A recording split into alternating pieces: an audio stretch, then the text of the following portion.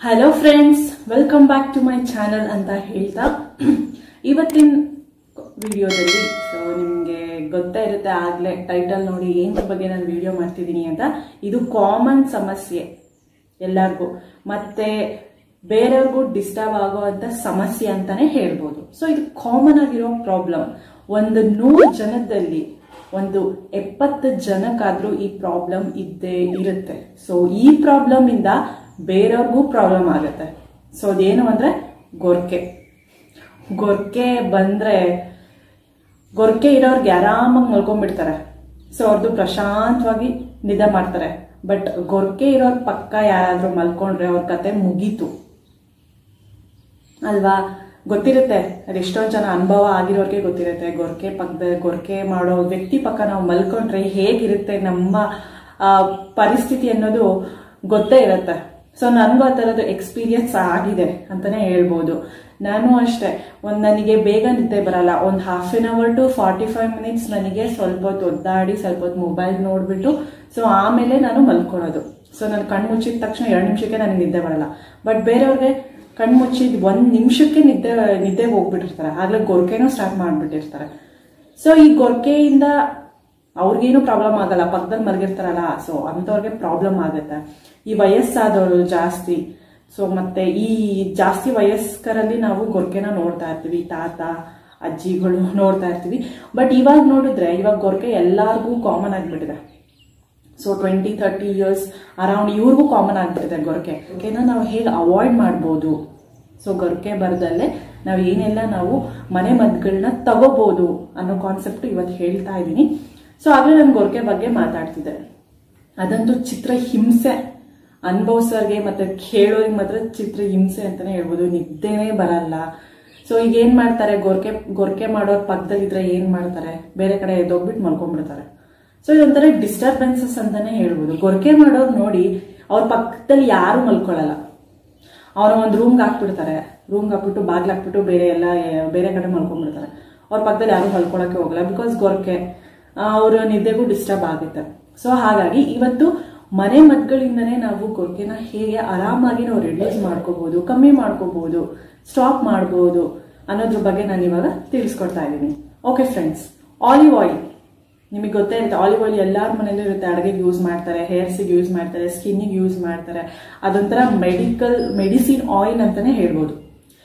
So ಯಾರು ಗೊರ್ಕೆ ತುಂಬಾ ಜಾಸ್ತಿ ಇರುತ್ತೋ ಅಂಥವ್ರು ಮಲಗೋದಕ್ಕಿಂತ ಮುಂಚೆ, ರಾತ್ರಿ ಮಲ್ಕೋತಿರಲ್ಲ, ಮಲಗೋದಕ್ಕಿಂತ ಮುಂಚೆ 1 ಸ್ಪೂನ್ ಆಲಿವ್ ಆಯಿಲ್ ತೆಗೆದುಕೊಳ್ಳಿ, ಕುಡೀರಿ. ಒಂದೇ 1 ಸ್ಪೂನ್ ದಿನ ಆಲಿವ್ ಆಯಿಲ್ನ ಕುಡೀರಿ.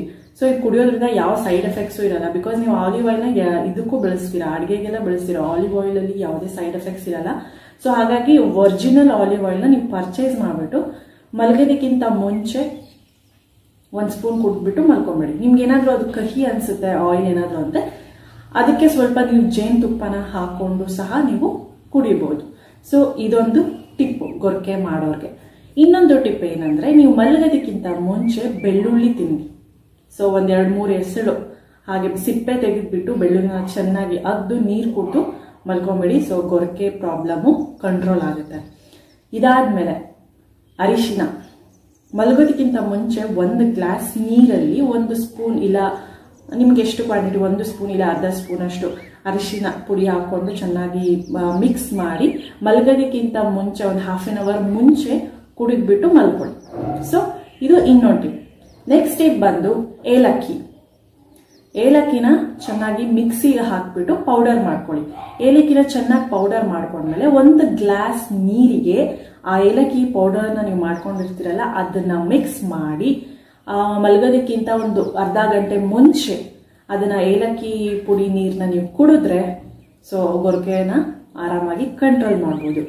ನೆಕ್ಸ್ಟ್ ಟಿಪ್ ಬಂದು, ನೀವು ಹಬೆ ತಗೋಬಹುದು ಬೇಕಿದ್ರೆ. ಈ ಚೆನ್ನಾಗಿ ನೀರು ಕಾಯಿಸ್ಬಿಟ್ಟು ಈ ರೀತಿ ತಲೆ ಮೇಲೆ ಬೆಡ್ಶೀಟ್ ಹಾಕೊಂಡು ಆ ಸ್ಟೀಮ್ ತಗೊಂಡ್ರು ಕೂಡ ನಿಮಗೆ ಫುಡ್ ಪೈಪ್ಗೆ ಅದೆಲ್ಲ ಹೋಗಿ ಇಲ್ಲೆಲ್ಲ ಕ್ಲಿಯರ್ ಆಗುತ್ತೆ.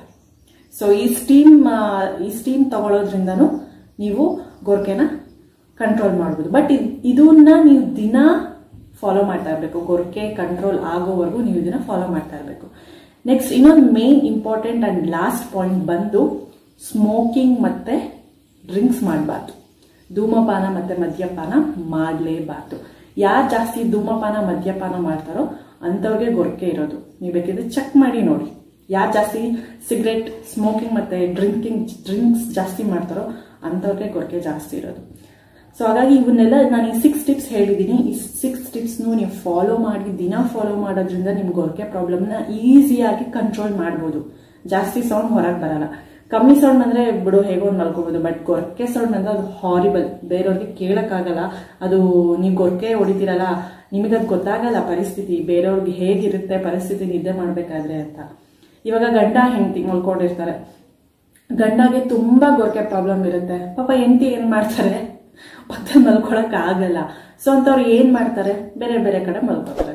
ಸೊ ಇದರಿಂದ ಪಾಪ ಅವ್ರಿಗೂ ಡಿಸ್ಟರ್ಬೆನ್ಸ್ ಆಗುತ್ತೆ, ನಿಮಗೂ ಫೀಲ್ ಆಗುತ್ತೆ, ಅಯ್ಯೋ ನಮ್ಮಿಂದ ಬೇರೆಯವ್ರಿಗೆ ಕಾಟ ಇಲ್ಲ, ಅಯ್ಯೋ ನಾವು ಮಲ್ಕೋಬೇಕಾದ್ರೆ ಸೊ ಯಾರು ನಮ್ಮ ಹತ್ರ ಮಲ್ಗದೇ ಇಲ್ಲ ಅಂತ ನಿಮಗೂ ಒಂದು ಫೀಲ್ ಆಗುತ್ತೆ. ಸೊ ಹಾಗಾಗಿ ಈ 6 ಟಿಪ್ಸ್ನು ಫಾಲೋ ಮಾಡಿದಿನ ನೀವು ಗೊರಕೆನ ಆರಾಮಾಗಿ ಕಂಟ್ರೋಲ್ ಮಾಡ್ಕೋಬಹುದು. ಸೊ ವಿಡಿಯೋ ಇಷ್ಟ ಆಗಿದೆ ಅಂತ ಅನ್ಕೋತೀನಿ.